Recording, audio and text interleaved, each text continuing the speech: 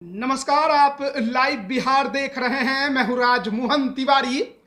बिहार में लोकसभा चुनाव 2024 को लेकर तमाम राजनीतिक पार्टियां कैसी तैयारी कर रही हैं, कैसे दांव पेच लगाए जा रहे हैं, उसके बारे में लगातार हम आप तक अपडेट पहुंचा रहे हैं। और आज एक बड़ी खबर निकल कर सामने आ रही है। खबर वीआईपी पार्टी के सुप्रीमो मुकेश सहनी और एनडीए के कुनबे से जुड़ी हुई है। खबर ये आ रही है कि मुकेश सहनी की पार्टी वीआईपी ने बीजेपी के एक बड़े नेता की सीट पर अपना दावा ठोक दिया है। और दावा भी ऐसा वैसा नहीं है, दावा बहुत मजबूत है। इस कदर कि शायद इस बार आपको मौजूदा सांसद का टिकट कटते भी दिखाई दे सकता है। आप यकीन नहीं करेंगे कि आखिरकार वैसी सीट पर वीआईपी कैसे दावा ठोक सकती है। लेकिन सच्चाई है, खबर जो निकलकर सामने आ रही है उसके अनुसार वीआईपी पार्टी ने आरा लोकसभा सीट पर अपना दावा ठोक दिया है। बीजेपी के सामने साफ तौर पर यह प्रस्ताव रख दिया गया है कि आरा लोकसभा वीआईपी लड़ने को इच्छुक भी है, तैयार भी है, पहलवान भी तैयार हैं। कौन है पहलवान, इसके बारे में भी नाम जो है वो अब निकलकर सामने आ चुका है। खबर यह है कि एक पूर्व आईपीएस को मुकेश सहनी आरा लोकसभा सीट पर लड़ाना चाहते हैं और इसके लिए वो बीजेपी से अब मोल भाव भी करना शुरू कर दिए हैं। वैसे एनडीए गठबंधन को लेकर कई तरह की चर्चाएं पहले से चल ही रही है। मुकेश सहनी की पार्टी 25 जुलाई को गठबंधन को लेकर बड़ा ऐलान करने वाली है, लेकिन उससे पहले आरा लोकसभा सीट पर मुकेश सहनी की पार्टी वीआईपी का एक बड़ा दावा और अभी जो मौजूदा आरा सीट से सांसद हैं वो केंद्रीय मंत्री आरके सिंह हैं। आरके सिंह को लेकर कई तरह की चर्चाएं पहले से चल रही हैं। कई लोग लगातार ये बात कह रहे हैं कि संगठन जो है वो आरके सिंह से बहुत ज्यादा नाराज है और शायद इसका नुकसान इस बार 24 में आरके सिंह को उठाना पड़ सकता है। लेकिन आरके सिंह की छवि क्षेत्र के अंदर में एक कामकाज करने वाले बेहतर सांसद की रही है और वहां की जनता भी इस बात को लगातार बोलती आ रही है कि जब से आरके सिंह क्षेत्र में सांसद बने हैं बहुत काम किया है। लेकिन अगर संगठन नाराज हो जाए तो किसी के लिए भी आसान नहीं है अपने सीट को बचाना। ऐसे में बहुत सारे दावेदार बीजेपी से निकलकर सामने आ रहे थे। सुपरस्टार भोजपुरी के पावर स्टार कहे जाते हैं पवन सिंह के नाम की चर्चा चल रही थी। इसके अलावा अभी मीना सिंह जो कि जदयू छोड़कर अब बीजेपी ज्वाइन कर चुकी हैं, इस सीट पर सांसद रह चुकी हैं, उनके नाम की भी चर्चा चल रही है। लेकिन इसी बीच वीआईपी का दावा थोड़ा ज्यादा मजबूत होता नजर आ रहा है और इसके पीछे कारण भी है।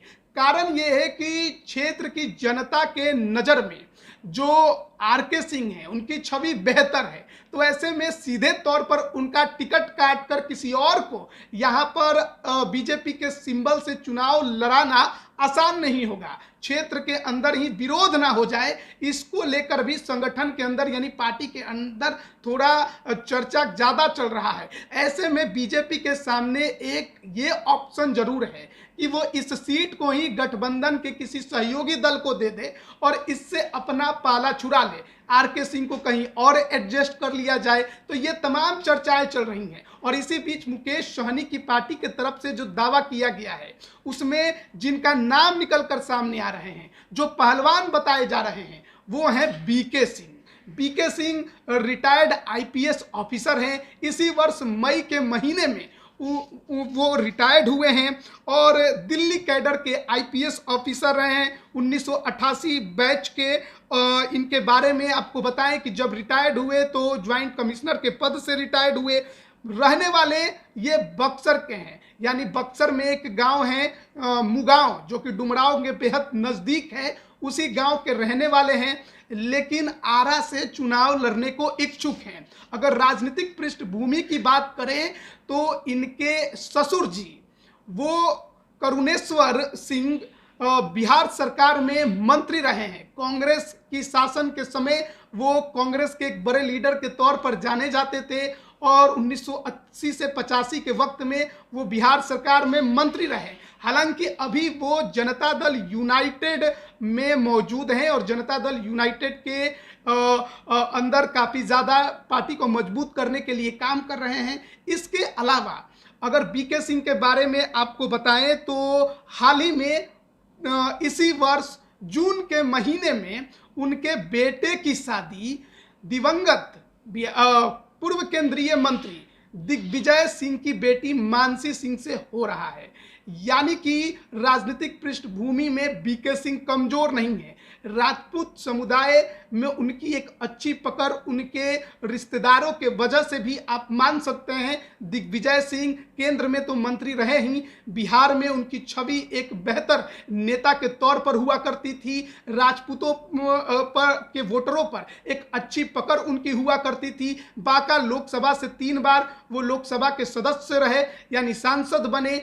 उनके निधन के बाद 2010 में उनकी पत्नी पुतुल कुमारी वहां से सांसद बनी। 2014 में वो बीजेपी के टिकट पर चुनाव लड़ी थी, बांका से हार गई थी। अभी दिग्विजय सिंह की बेटी श्रेयसी सिंह बीजेपी की विधायक हैं। और अब ये खबर है कि मानसी सिंह, जो कि श्रेयसी सिंह की बहन है, दिग्विजय सिंह की बेटी हैं, उनकी जो शादी है वो बीके सिंह के बेटे से इसी महीने में हो रही है। यानी कि आप इसी से अनुमान लगा सकते हैं कि राजनीतिक तौर पर बीके सिंह की पृष्ठभूमि थोड़ी मजबूत है।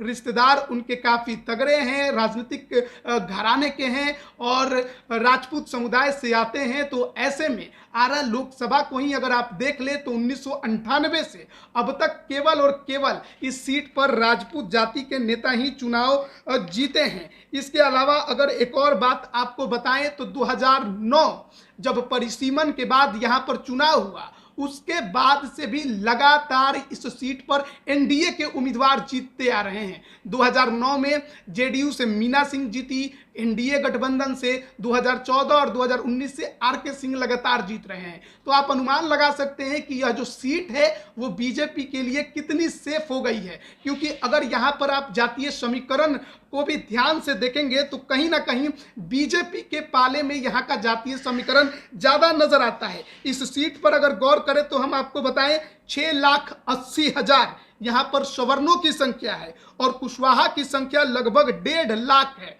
तो ऐसे में ये आंकड़ा जो है वो 8 लाख को पार कर जाता है। तो आप इससे अनुमान लगा सकते हैं, क्योंकि कुशवाहा समुदाय के नेता सम्राट चौधरी उपेंद्र कुशवाहा अब नीतीश के साथ नहीं है। तो ये भी अब देखने को मिल रहा है कि कुशवाहा समाज बीजेपी के साथ जाएगा। तो अगर वो जाता है तो कहीं ना कहीं बीजेपी को इस सीट पर एज मिलेगी, या कहिए एनडीए गठबंधन को इस सीट पर एज मिलेगी। और ये बड़ा कारण है कि इस सीट पर तमाम जो बीजेपी के सहयोगी दल है एनडीए में, उनकी नज़र है। और मुकेश सहनी ने भी शायद इसी वजह से इस सीट पर दावा ठोका है। बीके सिंह अभी वीआईपी के सदस्य नहीं हैं, लेकिन मुकेश सहनी के साथ उनकी जो करीबियां हैं, वो नज़दीकियां हैं, वो बहुत पहले से है। एक तस्वीर भी हम आपको दिखा रहे हैं, ये भी आप देख सकते हैं, जब मुकेश सहनी को बीके सिंह केक खिलाते आपको नज़र आ जाएंगे।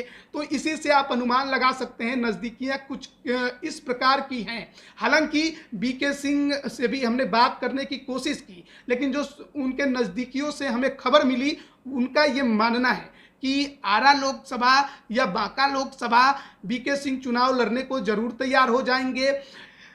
इसके अलावा उन्होंने ये भी जरूर कहा कि आरा जो है वो ज़्यादा बेहतर सीट उनको नज़र आती है।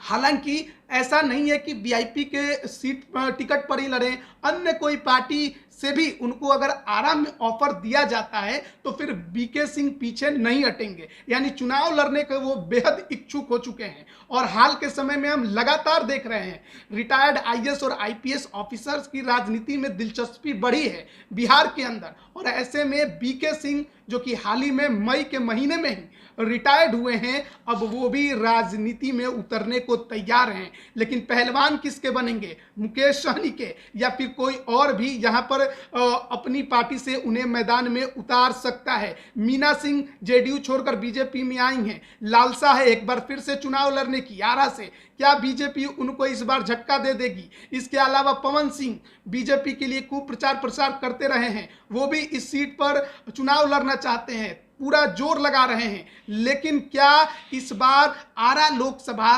बीजेपी गठबंधन के सहयोगी वीआईपी को दे देगी? मुकेश सहनी के दावे के बाद क्या इस सीट का समीकरण बदलेगा? राजनीतिक तौर पर अगर देखें तो ये बड़ा दिलचस्प अब मामला यहां पर बन गया है। आरा लोकसभा में 24 को लेकर बीजेपी के मौजूदा सीटें अभी यहां पर सांसद जरूर हैं, लेकिन 24 में यहां पर बहुत कुछ हो सकता है। और अगर बीके सिंह यहां पर मैदान में उतरे तो फिर यहां की लड़ाई भी बेहद ही रोचक हो जाएगी, ये आप मान कर चलिए। अब फैसला तो वैसे बीजेपी को ही लेना है, गठबंधन को लेकर स्वरूप अभी तय नहीं हुआ है, लेकिन सीटों के मामले पर ही बात फंसा हुआ है। देखना होगा कि आखिरकार बीजेपी और वीआईपी किस प्रकार से आम सहमति बनाते हैं। और आरा लोकसभा जैसे कि अब खबर निकल कर सामने आ रही है कि वीआईपी के दावे के बाद शायद उसके खाते में जा सकता है, इसमें कितनी सच्चाई निकल कर सामने आती है। बने रहिए लाइव बिहार के साथ। आप सभी का बहुत बहुत धन्यवाद। लाइव बिहार यूट्यूब पर सब्सक्राइब और फेसबुक पर लाइक जरूर करें।